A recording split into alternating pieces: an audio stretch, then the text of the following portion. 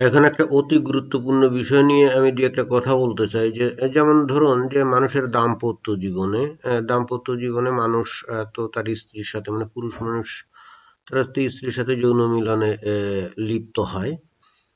এটা তো একটা স্বাভাবিক বিষয়।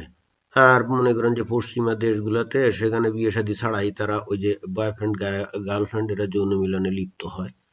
এখন আমরা অনেক সময় শুনি, বিভিন্ন সময় আমাদেরকে বলা হয় যে যৌন মিলন করলে পরে অতঃপর আপনাকে গোসল করে তারপরে আপনাকে পবিত্র হয়ে আপনাকে কি করতে হবে, নামাজ পড়তে যেতে হবে। অর্থাৎ যৌন মিলনের পরপরই আপনাকে গোসল করতে হবে, অথবা মনে করেন যে রাতের বেলা যৌন মিলন করলেন তাহলে সকালে উঠেই আপনাকে সর্বপ্রথমে কি করতে হবে, গোসল করতে হবে এবং তারপরে আপনি ওই ইয়ে করবেন, তারপরে আপনি নামাজ পড়তে যাবেন। কিন্তু দেখুন, আমরা আমাদের নবীকে অনুসরণ করব। নবী কি করতেন? নবী যেটা করতেন আমরা সেটাই করব, তাই তো? আমাদের দেখতে হবে যে নবী তার স্ত্রীদের সাথে মিলনের পরে উনি গোসল করতেন কিনা, বা উনি ওনার কাপড় ধুয়ে ফেলতেন কিনা, এটা আমাদের দেখতে হবে। উনি যদি গোসল করে থাকেন তাহলে আমাদেরও গোসল করতে হবে, আর উনি যদি গোসল করে না থাকেন তাহলে আমাদেরও গোসল করার দরকার নাই। কারণ নবীকেই তো আমাদেরকে অনুসরণ করতে হবে, তাই না? তো কথা না বাড়িয়ে আমরা নবীর দৃষ্টান্ত আমরা এখানে পড়তে পারি। সহিহ বুখারী ইসলামিক ফাউন্ডেশন অধ্যায় 4, উযু, এই যে উযু, হাদিস নম্বর হলো 229। এই যে 229 বিষয় কিন্তু এই যে লেখা আছে, বীর্য ধোয়া ও ঘষে ফেলা এবং স্ত্রীলোক থেকে যা লেগে যায় তা ধুয়ে ফেলা। আয়েশা রাদিয়াল্লাহু আনহু থেকে বর্ণিত, তিনি বলেন, আমি নবী সাল্লাল্লাহু আলাইহি ওয়াসাল্লামের কাপড় থেকে জান্নাতের চিহ্ন মানে বীর্যের চিহ্ন আর কি, জান্নাত মানে বীর্যের চিহ্ন ধুয়ে দিতেন এবং কাপড়ে ভিজা চিহ্ন নিয়ে তিনি সালাতে বের হতেন। তার মানে উনি কিন্তু যে গোসল যে করতেন এটা কিন্তু বোঝা যাচ্ছে, মানে যে অংশে কাপড়ের যে অংশে বীর্য লেগে থাকতো শুধুমাত্র ওই জায়গাটা ধুয়ে দিতেন। এটা কি করে বোঝা যায়? অনেকে বলবেন যে না, এটা বলতে তো পুরো কাপড়ই ধুয়ে ফেলার কথা বলা হচ্ছে। না, তা না। দেখুন যে তারপরে কি বলছে, এটা বোঝা যায় পরবর্তী অংশটা পড়লে, এবং কাপড়ে ভিজা চিহ্ন নিয়ে তিনি সালাতে বের হতেন। ভিজা চিহ্ন মানে কি? যখন আপনি শুকনো কাপড়ের কোনো একটা নির্দিষ্ট অংশের কোনো ময়লা যদি পড়ে আর সেটা যদি ধুয়ে ফেলেন তাহলে তো সেখানে তো ওই ভিজা চিহ্ন থাকবে, তাই না? আর টোটাল কাপড়টা যদি আপনি ধুয়ে ফেলেন তাহলে তো এই ভিজা চিহ্ন কথাটা এখানে অর্থহীন হয়ে যায়, তাই না? তার মানে এ থেকে যেটা বোঝা যাচ্ছে যে আমাদের নবী তার স্ত্রীদের সাথে মিলিত হলে পরে গোসল করতেন না। গোসল করলে তাহলে তো উনি টোটাল কাপড়টাই ধুয়ে ফেলতেন। সেটা তো বুঝাই যাচ্ছে। এবং শুধু তাই না, কাপড়টাও পাল্টানোর দরকার নেই। ওই কাপড়ে যেখানে বীর্য লেগে আছে সেটুকু শুধুমাত্র ধুয়ে ফেললেই হবে। এখন সহিহ বুখারীর হাদিস, এটা তো আর মানে কেউ বলতে পারে না যে এটা আসলে ভুয়া হাদিস। তারপরে ধরুন যে ওই সহিহ বুখারী ইসলামিক ফাউন্ডেশন অধ্যায় 4 উযু, হাদিস নম্বর হলো 230, সুলাইমান ইবনে ইয়াসার রহমাতুল্লাহ থেকে বর্ণিত, আমি আয়েশা রাদিয়াল্লাহু আনহুকে কাপড়ে লাগা বীর্য সম্পর্কে জিজ্ঞেস করলাম। তিনি বললেন, আমি রাসূলুল্লাহ সাল্লাল্লাহু আলাইহি ওয়াসাল্লামের কাপড় থেকে তা ধুয়ে ফেলতাম। তিনি কাপড় ধোয়ার ভিজা দাগ নিয়ে সালাতে বের হতেন। দেখুন এখানেও একই কথা বলা আছে। অর্থাৎ এক সময় ওই যে সাহাবীরা, ও তো তারা তো মোটামুটি তাদের অনেক দাসী-টাসী ছিল। তারপরে অনেকগুলো বউ-টউ স্ত্রী ছিল। তো তারা তো মোটামুটি দিনে কয়েকবার স্ত্রীদের সাথে মিলিত হতো। তো তাই যদি হতো তাহলে তো একটা সমস্যা হয়ে যায় না? কারণ দিনে ৫ বার নামাজ পড়তে হবে। তো যদি স্ত্রীদের সাথে ২-৩ বার মিলিত হয় তাহলে তো ২-৩ বার গোসল করা লাগবে কি লাগবে না এটা নিয়ে একটা তারা বিপদে পড়ে যেত। এবং যে কারণে এই সমস্যায় পড়ে তারা ওই যে, তখন নবী বেঁচে ছিলেন না বোঝাই যাচ্ছে। অর্থাৎ তখন যেহেতু নবী বেঁচে নেই, সুতরাং আয়েশা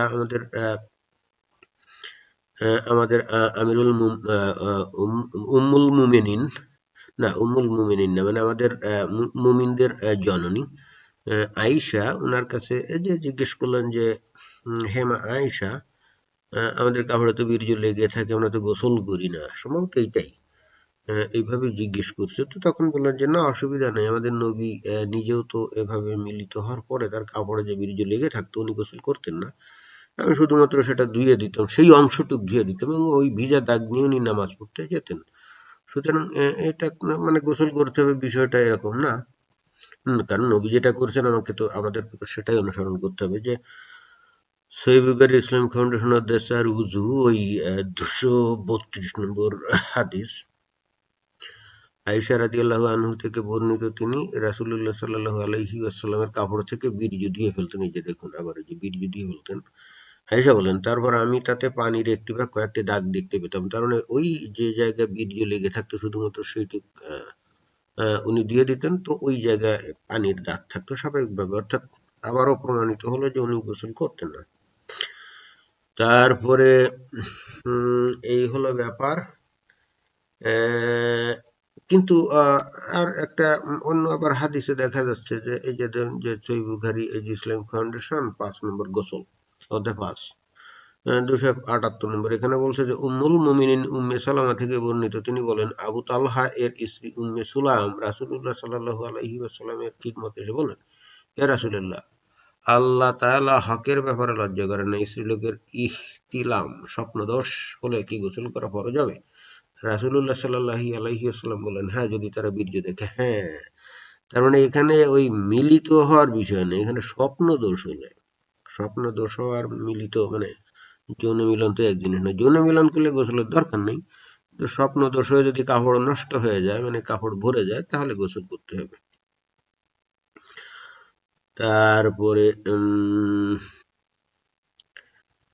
জালে কিছু ধুয়ে অজু করে, এই যে এখানে পরিষ্কার আছে যে গোসল যে করার দরকার নেই। সহিহ বুখারী ইসলামিক ফাউন্ডেশনের 5 গোসল, হাদিস নম্বর হলো 2089।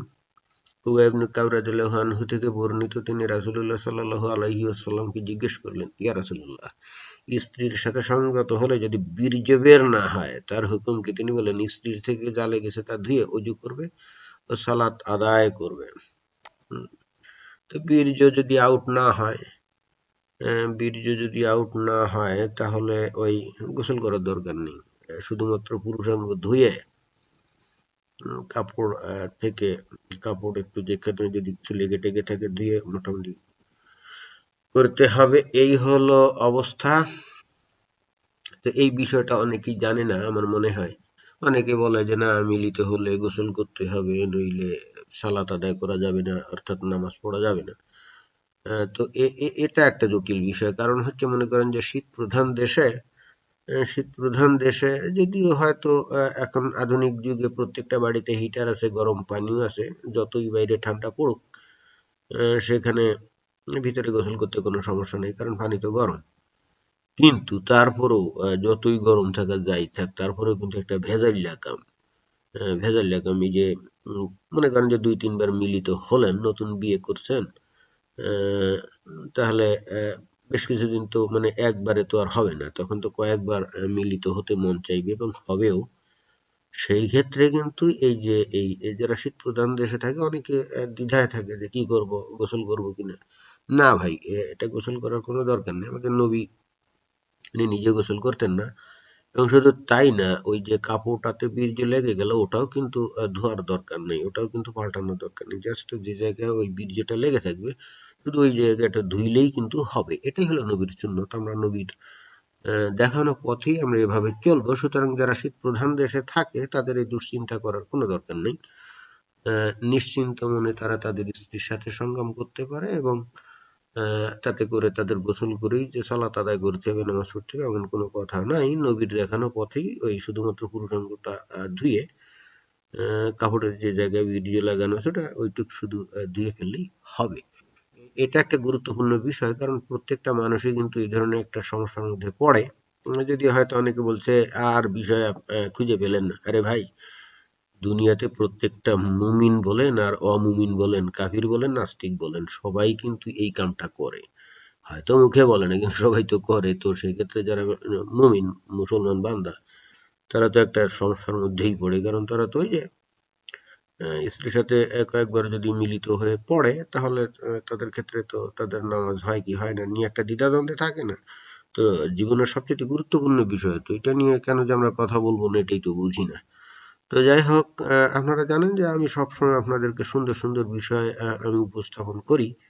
যাতে করে আপনারা সহি সুন্নাহ পথে আপনারা জীবনযাপন করতে পারেন। তো এই জন্যই আজকে এই বিষয়টা আমি বললাম।